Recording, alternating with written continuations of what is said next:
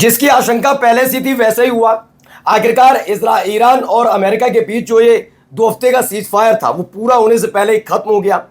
Iran ने ऐलान कर दिया कि वो दूसरे दौर की बातचीत में शामिल नहीं होगा, यानी कि सोमवार को इस्लामाबाद में ईरान का प्रतिनिधिमंडल नहीं पहुंचेगा। खबर सिर्फ इतनी होती तो बात अलग है।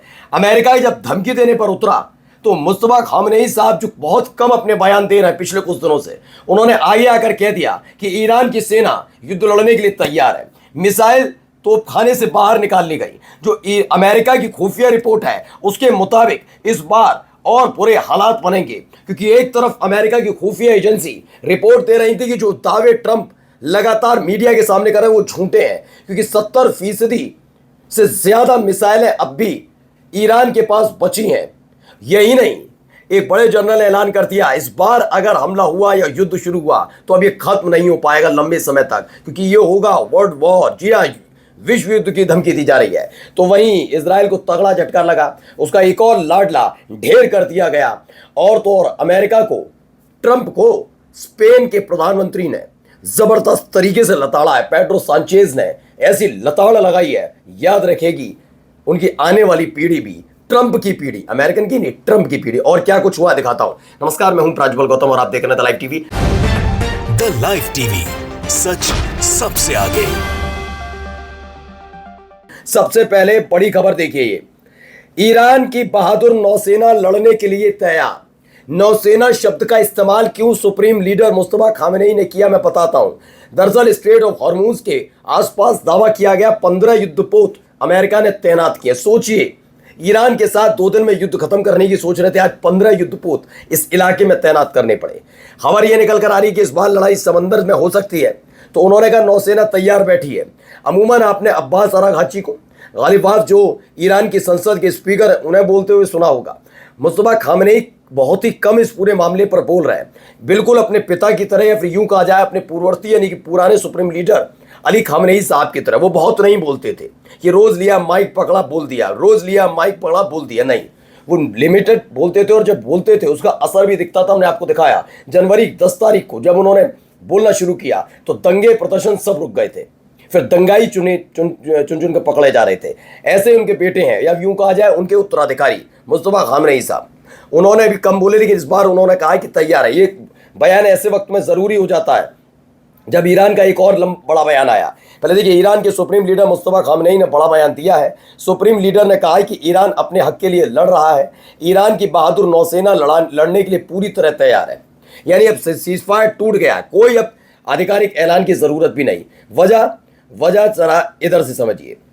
ये कह दिया गया, Iran announce it will not participate in the second round of negotiation with the Americans. Second round की जो नेगोशिएशन की जो बातचीत होने जा रही थी वो सोमवार को इस्लामाबाद में होने जा रही थी। सब कुछ सेट था। ट्रंप की हरकतों की वजह से बहुत सारे इफेक्ट पड़े, और जिस तरह की एक्टिविटी अमेरिका के युद्धपोत कर रहे हैं, जो एक्टिविटी स्ट्रेट ऑफ हॉर्मूज के बाहर हो रही है, उसको देखकर नाराजगी व्यक्त की गई है। आखिरकार जिस तरह की एक्टिविटी हुई उसको लेकर पहले ही ईरान ने बताया कि सीज फायर अब किस बात का रह गया। दूसरा, उन्होंने कहा कि अब किसी भी तरह के नेगोशिएशन के लिए सोमवार को ईरान का प्रतिनिधिमंडल नहीं जाएगा इस्लामाबाद। यानी अब पूरी तरह सीज फायर टूट चुका है। बस ईरान अपनी तरफ से पहल नहीं कर रहा, क्योंकि तारीख तय हुई थी कि 22 तारीख तक का ये सीज फायर है, तो 22 तारीख तक के लिए तैयार बैठा है। और बुधवार आते ही एक बड़ा हमला किया जा सकता है, ऐसा दावा है। आगे देखिए, इसमें जो बता रहे हैं जरा सुनिए। दोबारा युद्ध शुरू हुआ तो क्या क्या हो सकता है, सुनते चलिए। बस अगर بخواد دوباره ادامه پیدا کنه این جنگ جهانی بشه، یعنی لایه‌هایی که هستن که قراره که این کارا رو مدیریت کنن روز به روز اینها حضور جدی‌تری پیدا میکنن تو صحنه و کما که نه در موضوع نظامی، در موضوع اقتصادی و بحث تنگ هرمز تأثیر جهانی خودش رو گذاشته. نشون داد. یعنی محاسباتشون همه چیز غلط بود. مثلا میگن آقا تصورشون بود که موشک‌های ما تمام میشن. तो ईरान के कमांडर हैं मोहम्मद रेजा नगादी की चेतावनी, अगर युद्ध फिर शुरू हुआ तो नए बने मिसाइलों का इस्तेमाल होगा। ईरान की मिसाइल बनाने की क्षमता को रोका नहीं जा सकता। संघर्ष दोबारा शुरू हुआ तो वैश्विक स्तर तक फैल सकता है। ये क्लियर कह दिया है कि वैश्विक स्तर तक फैल सकता है अगर संघर्ष दोबारा शुरू हुआ।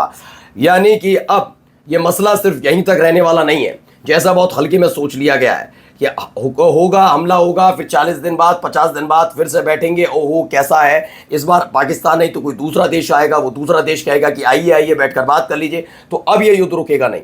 क्योंकि अब तक इजराइल वाला मसला था, इससे पहले वाले में 12 दिन वाले में, इसमें इजराइल और अमेरिका वाला था। अब इजराइल और अमेरिका दोनों की हरकतों को देख लिया गया, अब छोड़ने वाले नहीं है। इन सब के बीच देखिए एक और बड़ी खबर, क्या दावा किया जा रहा है। ईरानी वरिष्ठ कमांडर ब्रिगेडियर जनरल मोहम्मद रेजा नकवी का जंग को लेकर बड़ी धमकी, कहा अगर युद्ध दोबारा शुरू होता है तो ये फिर विश्व युद्ध होगा। तो यही दावा किया जा रहा है, दोबारा जंग शुरू हुई तो विश्व युद्ध होगा। ईरान के ब्रिगेडियर ने, जनरल ने दी है वर्ल्ड वॉर की धमकी, यानी पूरी तरह से ईरान तैयार बैठा। ये क्लियर कि मुस्तफा खामनेई साहब का बयान आ जाना, इन बयानों के बीच ये इस ईरान का इस्लामाबाद ना जाने का ऐलान करना कि हमारा प्रतिनिधिमंडल नहीं पहुंचेगा, यानी सीज फायर नहीं बचा, नौसेना की तैयारी का बात कहना मुस्तफा खामनेई साहब की तरफ से, फिर ये कह देना कि क्षेत्रीय स्तर पर एक बहुत बड़ा युद्ध छिड़ जाएगा, ये बयान आ जाना। उसके बीच चौथा बयान ये कि कह देना कि अगर इस बार हुआ तो विश्व युद्ध, क्योंकि इस बार जो है चीन की संलिप्तता बहुत ज्यादा महसूस की जा रही है, रूस की भी है, लेकिन चीन बहुत सक्रिय नजर आ रहा है इस पूरे मसले में। जैसे इजराइल के साथ अमेरिका नजर आ रहा है, वैसे ईरान के साथ अब तक पर्दे के पीछे रहकर थी। बहुत लोग इस बात को लेकर बेचैन थे कि क्या वेनेजुएला की तरह ही रूस और चीन ने छोड़ दिया है ईरान को, लेकिन बाद में क्लियर निकल कर आया कि ईरान ने जितने सटीक हमले किए अमेरिका के मिलिट्री बेस से लेकर इजराइल पर, वो चीन की ही देन थे। चीन के रडार सिस्टम, चीन की सैटेलाइट इमेजेस, चीन की तरफ से मिले हुए डेटा की वजह से थे, यानी चीन पर्दे के पीछे था। जब स्ट्रेट ऑफ हॉर्मुज में नाकेबंदी शुरू की अमेरिका ने, तो ये चीन ही था जिसने सबसे पहला अपना शिप अमेरिका के युद्धपोतों को चीरते हुए स्ट्रेट ऑफ हॉर्मुज से गुजारा था। तो अब चीन खुलकर खेलने के लिए तैयार हो गया है।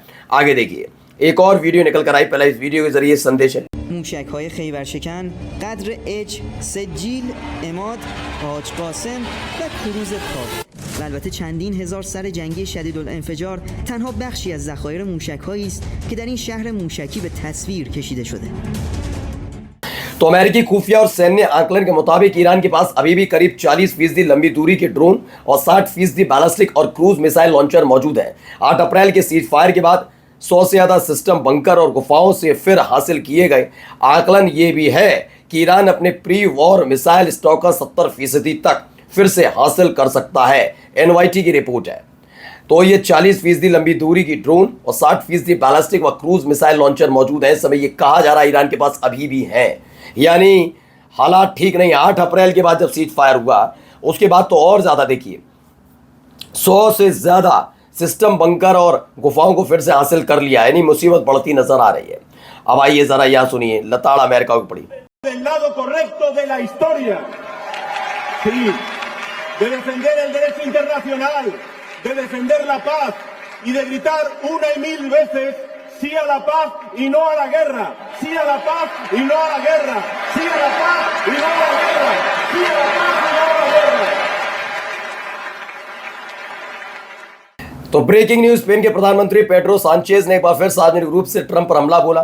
ट्रंप ने कहा कि नाटो देशों ने मेरी मदद नहीं की, मैं इसे याद रखूंगा और सजा के तौर पर स्पेन के साथ समझौते तोड़ दूंगा। सांचेज ने उसके बाद कहा चाहे कुछ भी हो जाए स्पेन इतिहास के सही पक्ष में खड़ा है, मैं हमेशा अंतर्राष्ट्रीय कानून की रक्षा करूंगा और शांति का समर्थन करूंगा, यानी झुकने से इनकार कर दिया है। लगातार दावा और इन सब के बीच इजराइल दहल उठा है। जरा देखिए नेतन्याहू के खिलाफ सड़क पर उतरे लोग।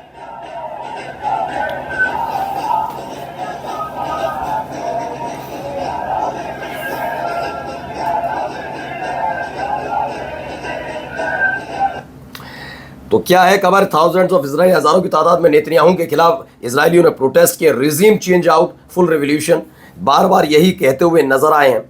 Haifa, Israeli took the street of Haifa as part of anti-regime and anti-Netanyahu protest। लगातार नेतन्याहू के खिलाफ और मौजूदा सरकार के खिलाफ, अपनी इस सरकार के खिलाफ प्रदर्शन करते ये इजराइल, यानी लगातार नेतन्याहू पर प्रेशर पड़ रहा है कि वो कुर्सी छोड़ दें। इससे पहले भी मैंने आपको एक दिन पहले दिखाया था, 56% इजरायलियों ने कहा इस आदमी को पहली फुर्सत में प्रधानमंत्री पद की कुर्सी से उतार फेंको।